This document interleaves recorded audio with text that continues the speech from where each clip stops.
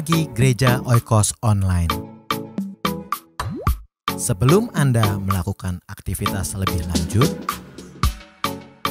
ikutilah Renungan Pagi hari Senin, Rabu, dan Jumat jam 4.30 pagi di YouTube channel Gereja Oikos Online. Menuntun kami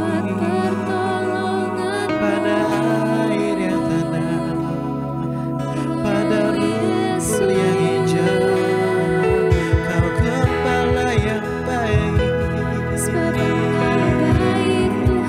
sekalipun kami jalan di dalam lembah kekelaman, kami tak takut bahaya.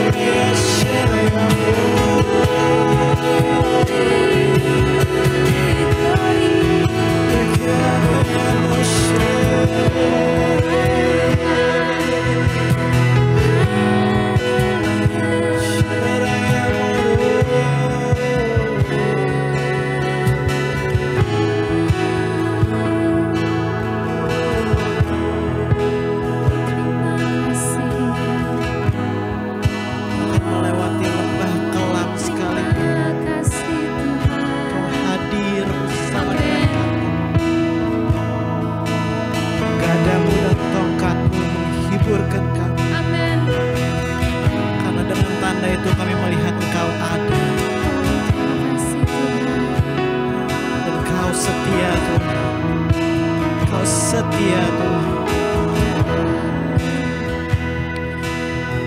Allah yang telah menolong kami kemarin akan menolong kami hari ini dan akan menolong kami di masa depan. Karena itu layaklah segala bangsa memuji nama-Mu, meninggikan nama-Mu. Yes,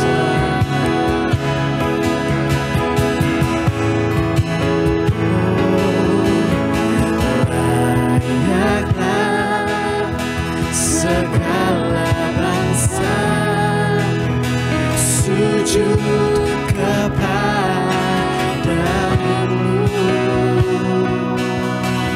sebab Kau Allah yang kudus, layak disembah. Sekali lagi katakan, layaklah segala bangsa, segala bangsa sujud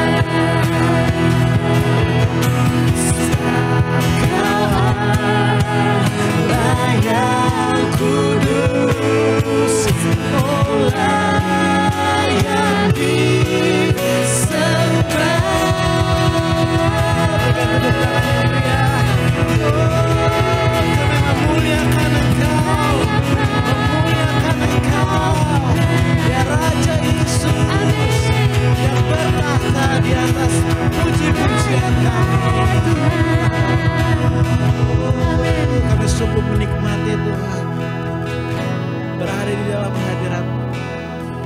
Oh Tuhan, kami diciptakan untuk menyembah-Mu. Kami diciptakan untuk memuji-muji Engkau dan Bapa, biar pada hari ini Tuhan kami menghidupi panggilan kami sebagai penyembah-Mu Tuhan. Bapa, biar kami selalu melihat kuasa-Mu, selalu melihat kehadiran-Mu Tuhan di dalam hidup kami Bapa. Sehingga kami Tuhan dapat selalu diteguhkan, dapat selalu memiliki ketenangan di dalam Kau. Terima kasih buat hadirat-Mu yang kudus pada pagi hari ini Tuhan Bapa. Tiba saatnya kami akan menenangkan hati kami, pikiran kami Bapa, untuk menerima ajaran-ajaran yang sehat, untuk menerima perkataan-Mu Bapa. Kami mau duduk diam di bawah kaki-Mu yang kudus, biar kami dapat selalu berjalan di dalam jalan-jalan. Terima kasih Bapa. Di dalam nama Tuhan Yesus Kristus, semua yang telah diberkati katakan amin. Haleluya. Puji Tuhan. Mari kita siapkan hati kita untuk mendengarkan firman Tuhan.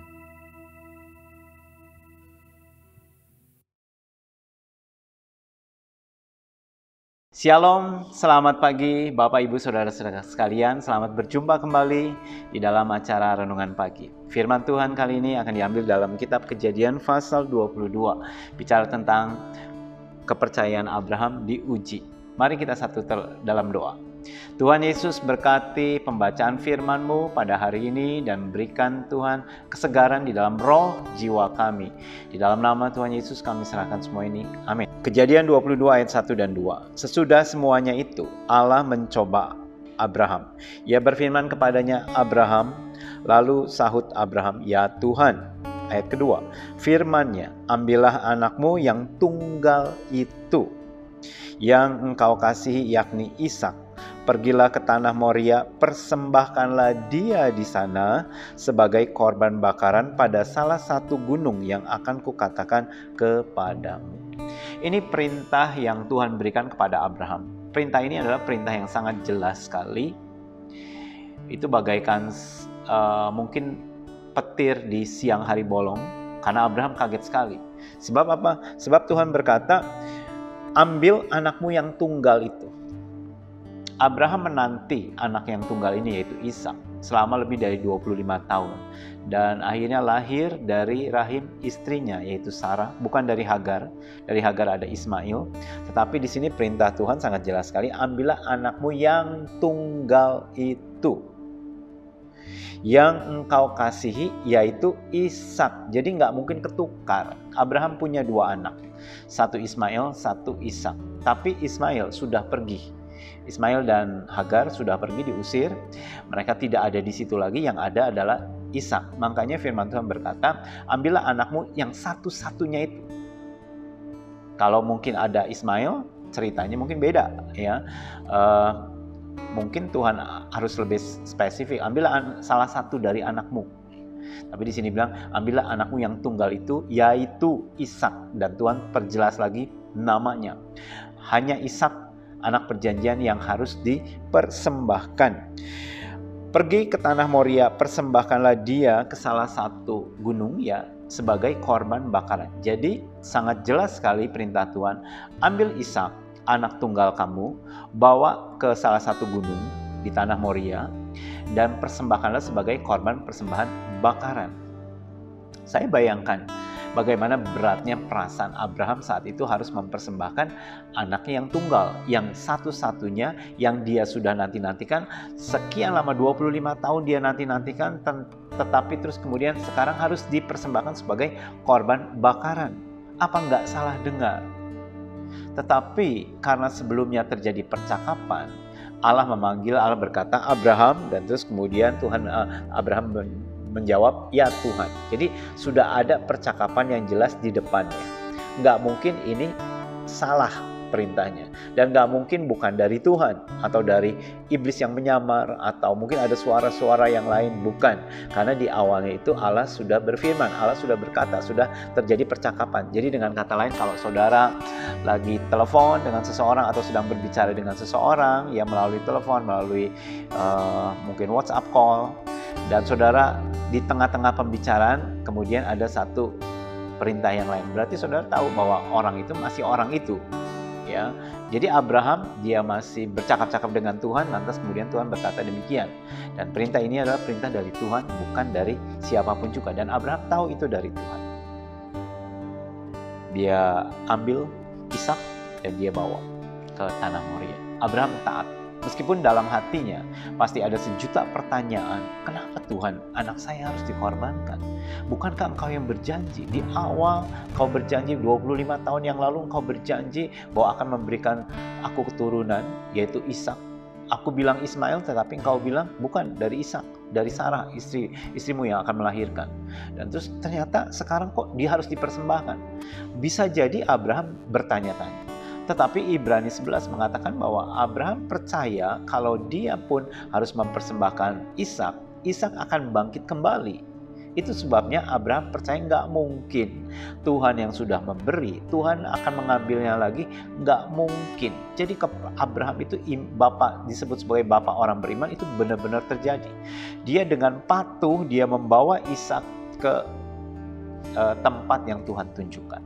Dan terus kemudian singkat cerita, Ishak memanggul kayu bakar dan tiba di saatnya di tempat yang sudah ditentukan oleh Tuhan. Dan sini menarik saya, Tuhan yang menentukan tempatnya. Jadi keselamatan itu datangnya dari Tuhan. Harus Tuhan yang menentukan, bukan manusia yang menentukan. Manusia nggak bisa suka-suka di hadapan Tuhan. Harus dari Allah yang menentukan. Jalan keselamatan Allah yang menentukan, bukan manusia. Bukan manusia yang mencoba mencari keselamatan, bukan. Ya, terus kemudian Ishak bertanya, Bapak di sini ada kayu bakar, tetapi di mana anak domba yang akan disembelih? Abraham mungkin bisa saja dia berkata dalam hatinya, kamu yang jadi korban sembelihan anak. Tetapi Abraham nggak tega. Dan Abraham asal ngomong saja, atau mungkin ada dorongan dari Roh Kudus. Abraham berkata, Allah yang akan menyediakan korban bakaran. Jadi kita bawa saja ke sana. Terus singkat cerita, tidak ada sama sekali binatang sembelihan di sana. Ishak kemudian diikat dan Ishak dibaringkan di tempat korban bakaran. Saudara bayangkan kalau saudara menjadi Ishak. Ishak ini boleh dikatakan anak remaja. Dia bisa berontak, dia bisa lari. Tapi Ishak diam saja. Luar biasa sekali. Tidak ada percakapan antara Ishak, argumen antara Ishak dengan papanya. Tidak ada dikatakan lalu Ishak memberontak, dia lari ketakutan, lantas kemudian Abraham mengejarnya dan menangkapnya. Tidak ada pemaksaan. Ishak willing untuk dia ditaruh di tempat korban persembahan. Nah, terus kemudian kita lihat ayat 2 pasal 22 ayat 10. Sesudah itu Abraham mengulurkan tangannya lalu mengambil pisau untuk menyembelih anaknya. Jadi Abraham sudah siap, sudah menaruh Ishak di tempat yang sebagai korban bakaran, dan Abraham sudah siap untuk menyembelih anaknya sendiri, anaknya yang tunggal itu. Ayat 11, tetapi berserulah malaikat Tuhan dari langit dan berkata, Abraham, Abraham, sahutnya, ya Tuhan. Ayat 12, jangan bunuh anak itu dan jangan kau apa-apakan dia, sebab telah ku ketahui sekarang bahwa engkau takut akan Allah dan engkau tidak segan-segan menyerahkan anakmu yang tunggal itu kepadaku. Engkau tidak segan-segan menyerahkan anakmu yang tunggal itu kepadaku. Abraham dengan sepenuh hati, dengan willingness, dengan kemauannya, dia memberikan anaknya yang tunggal yaitu Ishak untuk dipersembahkan. Ayat 13. Lalu Abraham menoleh dan melihat seekor domba jantan di belakangnya yang tanduknya tersangkut dari belukar. Abraham mengambil domba itu lalu mengorbankannya sebagai korban bakaran pengganti anaknya. Tuhan bilang, Abraham jangan apa-apakan. Dan terus kemudian Abraham menoleh dan dia melihat ada seekor domba jantan di belakang yang tanduknya tersangkut dalam belukar. Dan Abraham tahu itu domba yang Tuhan sediakan untuk dipersembahkan. Akhirnya dia ambil anak domba tersebut, dia taruh di mezbah korban bakaran, lantas disembelih sebagai korban bakaran, korban pengganti anaknya. Gambaran cerita ini adalah cerita Tuhan Yesus. Tuhan Yesus sebagai Ishak dan Tuhan Yesus juga sebagai domba yang tersangkut. Sebagai Ishak, dia bagaikan domba yang keluh, yang tidak menjawab apa-apa. Dia manut saja, mau disembelih dia patuh saja. Ishak demikian, dia patuh saja kepada ayahnya. Sama seperti Yesus patuh kepada Bapa di surga. Dia harus dijadikan korban sembelihan. Di atas kayu salib, Yesus patuh. Mungkin dia bertanya-tanya, Bapakku, Bapakku, mengapa engkau meninggalkan aku? Sama seperti Ishak mungkin bertanya, Papa, Papa, Bapa, atau Aba, ya Aba, kenapa engkau mengikat aku? Bisa saja Ishak berseru demikian. Dan terus kemudian Yesus juga sebagai domba yang tersangkut, sebagai korban pengganti dari Ishak. Ishak tidak perlu dikorbankan, Ishak tidak perlu disembelih, karena ada seekor anak domba jantan yang tersangkut. Dan itulah sebagai pengganti daripada Ishak. Saudara dan saya tidak perlu mati, tidak perlu mengalami maut, tidak perlu mengalami kematian yang kekal. Karena ada anak domba yang tersangkut, anak domba Allah, mati di atas kayu salib sebagai korban bakaran, sebagai korban sembelihan di atas kayu salib untuk menebus dosa-dosa saudara dan saya. Kita bersyukur ada Tuhan Yesus yang menggantikan kita, sehingga kita menjadi hidup sama seperti Ishak. Ishak tidak perlu mati karena ada seekor anak domba yang menggantikan kedudukan dia. Ayat 14, dan Abraham menamai tempat itu Tuhan menyediakan. Di atas gunung Tuhan akan disediakan. Jehovah Jireh istilahnya. Tuhan menyediakan. Allah menyediakan segala suatu keperluan saudara dan saya. Kebutuhanmu sampai hari ini terpenuhi karena ada Jehovah Jireh, Allah yang menyediakan. Sebagaimana Abraham, dia beriman bahwa di sana Tuhan akan menyediakan. Meskipun dia belum melihat, tapi dia melihatnya dengan iman. Dia tidak melihat dengan penglihatan. Begitu juga dalam kehidupan kita. Pada saat kita belum melihat dengan kasat mata kita, tapi melihatlah dengan imanmu. Dan kau bisa melihat bahwa kesembuhan sedang terjadi, bahwa jawaban doa sedang terjadi, bahwa mujizat Tuhan sedang terjadi di dalam kehidupanmu. Melihat dengan iman, Tuhan menyediakan. Amin. Dan sebagai kesimpulan renungan pagi pada hari ini, bahwa Tuhan menyediakan. Allah menyediakan Yesus sebagai korban sembelihan, sehingga saudara dan saya tidak perlu mengalami mati atau maut atau kematian yang kekal, tapi memperoleh hidup yang kekal. Amin. Tuhan Yesus memberkati. Mari kita satu dalam doa. Terima kasih Tuhan buat pagi hari ini. Terima kasih buat penjelasan firman-Mu. Kami mengucap syukur buat Yesus yang menjadi domba yang tersangkut untuk menggantikan kami Tuhan. Mati di atas kayu salib untuk menebus dosa-dosa kami. Terima kasih buat hidup yang kekal yang Tuhan berikan dalam hidup kami. Di dalam nama Tuhan Yesus kami serahkan semua ini. Berkati aktivitas sepanjang hari ini. Dalam nama Tuhan Yesus. Amin. Sampai jumpa. Tuhan Yesus memberkati.